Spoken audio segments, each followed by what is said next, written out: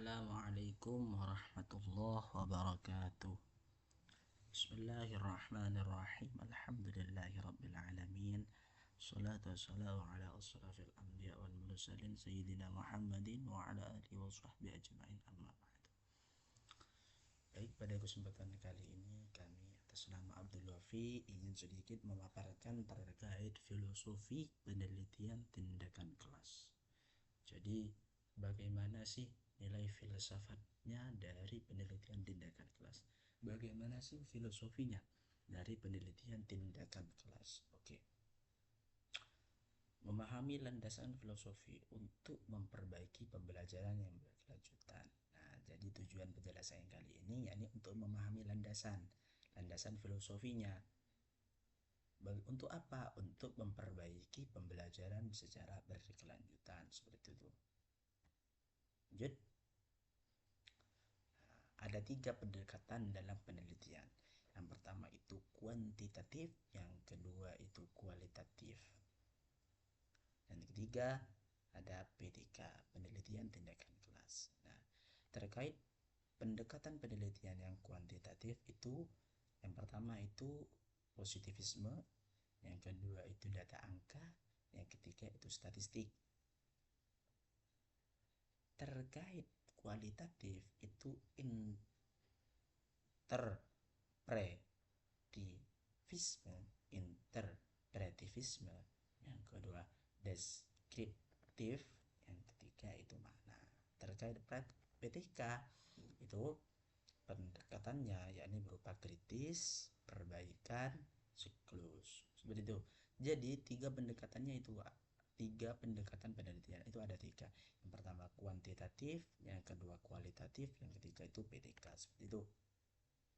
Nah, terkait penelitian kualitatif, terkait penelitian kuantitatif. Nah, filsafat positivisme yakni menggunakan data numerik dan metode statistik untuk menghitung, untuk menguji hipotesis. Berupa data berupa angka, bersifat objektif, instrumen standar, dan analisis statistik. Nah, jadi filsafat positivisme dari penelitian kuantitatif itu datanya berupa numerik, yakni berupa angka, dan juga metodenya itu statistik. Untuk apa? Untuk menguji hipotesisnya, seperti itu. Nah, terkait penelitian kuantitatif sebagaimana tadi, bahwasanya ada 3 pendekatan penelitian. Yang pertama tadi itu kan ada penelitian kuantitatif, yang kedua yakni adalah penelitian kualitatif. Nah, dalam penelitian kualitatif itu ada yang namanya filsafat interpretivisme, yakni untuk memahami fenomena secara mendalam berdasarkan perspektif subjek. Jadi kita pertama-tama itu memahami fenomena itu dipahami secara mendalam, secara perspektif subjek, seperti itu. Terus yang selanjutnya data-data deskriptif seperti kata-kata, observasi, wawancara yang mendalam. Terus analisis induktif, penelitian sebagai instrumen utama. Jadi bahan utama dalam penelitian kuantitatif itu adalah penelitian itu sendiri, seperti itu.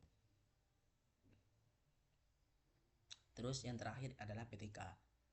Sesuai dengan kali ini, PTK, filsafat yang dipakai dari PTK itu filsafat kritis. Nah, muncul dari ketidakpuasan terhadap penelitian yang tidak memberikan perubahan nyata. Nah, jadi filsafat yang ada pada PTK itu sifat kritis. Nah, pertama yakni berupa apa? Berupa perbaikan praktik secara langsung, siklus berkelanjutan. Yang terakhir itu adalah orientasi solusi, seperti itu. Nah, kira-kira bagaimana sih siklus dari PTK yang memiliki filsafat kritik atau filsafat kritis?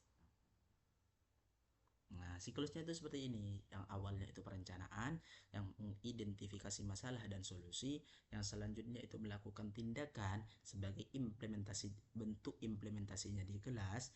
Terus dari tindakan ini harus melaksanakan yang namanya observasi. Ini berupa pengamatan dan pengumpulan data-data.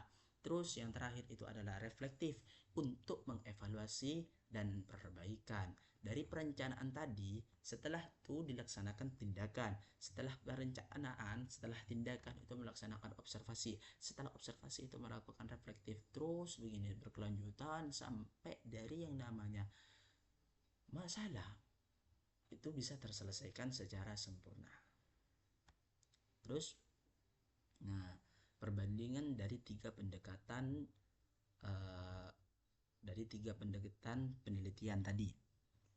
Oke, dari segi aspek landasan, ketika pendekatan kuantitatif, penelitian kuantitatif itu landasannya itu positivisme, sedangkan kuantitatif lah positivisme, sedangkan kualitatif itu interpretivisme. Nah, sedangkan PTK itu filsafatnya kritik atau landasannya kritik, seperti itu. Nah, terkait data-data, kuantitatif itu berupa angka, sedangkan kualitatif itu berupa deskriptif, sedangkan yang PTK itu merupakan kombinasi antara angka dan juga deskriptif. Nah, terkait tujuannya dari tiga pendekatan ini, terkait dari aspek tujuan, kuantitatif itu tujuannya yakni uji hipotesis, yang kualitatif itu tujuannya itu memahami fenomena, terus yang untuk PTK tujuannya itu untuk perbaikan praktik. Nah, di aspek peran perbedaannya yakni kuantitatif, kualitatif itu objektif, kualitatif itu subjektif, PTK itu praktisi atau guru.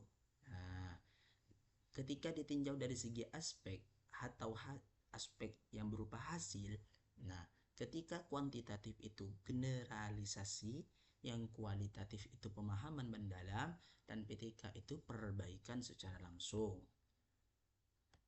Itu perbandingan dari ketiga pendekatan penelitian. Nah, dari penjelasan tadi dapat disimpulkan menjadi tiga. Yang pertama itu landasan berbeda, PTK solusi nyata. Yang ketiga itu berkelanjutan. Landasan berbeda, setiap pendekatan memiliki filsafat yang unik-unik. Seperti tadi itu. Nah, landasannya berbeda-beda. Kuantitatif itu positivisme, kualitatif itu interpretivisme, PTK itu kritis. Itu.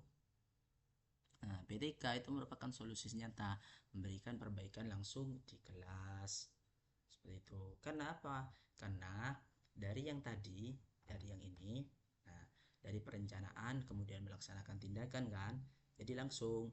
Nah, dari tindakan itu melaksanakan observasi, setelah melaksanakan tindakan di kelas, observasi, setelah itu refleksi, nah, melaksanakan evaluasi dan perbaikan, setelah itu dipraktikkan lagi bagaimana perencanaannya, sekiranya refleksi ini, evaluasi ini bisa terlaksana, terus itu dilaksanakan, begitu terus selanjutnya. Seperti itu kesimpulan yang kedua. Terus berkelanjutan. Nah, sebagaimana yang saya terangkan tadi, proses perbaikan terus menerus. Nah, itu baik. Nah, kami memiliki sedikit saran bahwasanya implementasi PTK, guru dan praktisi pendidikan perlu memahami. Nah, guru, praktisi pendidikan itu perlu paham dan juga perlu menerapkan PTK untuk meningkatkan kualitas pembelajaran secara berkelanjutan. Seperti itu. Nah, jadi kenikmatan pembelajaran itu bisa dirasakan oleh generasi-generasi selanjutnya. Itu indahnya belajar, nikmatnya belajar itu juga bisa dirasakan oleh generasi-generasi selanjutnya ketika dalam proses pembelajarannya itu sudah yang terbaik gitu. Nah, terapkan siklus PTK, saran kami terapkan siklus PTK, kolaborasi dengan sejawat, terus refleksi terus menerus, terus lakukan evaluasi, terus melakukan perbaikan secara terus menerus. Itu sekian sedikit dari penjelasan kami. Apabila ada kesalahan, kami mohon maaf yang sebesar-besarnya. Akhirul kalam, assalamualaikum warahmatullahi wabarakatuh.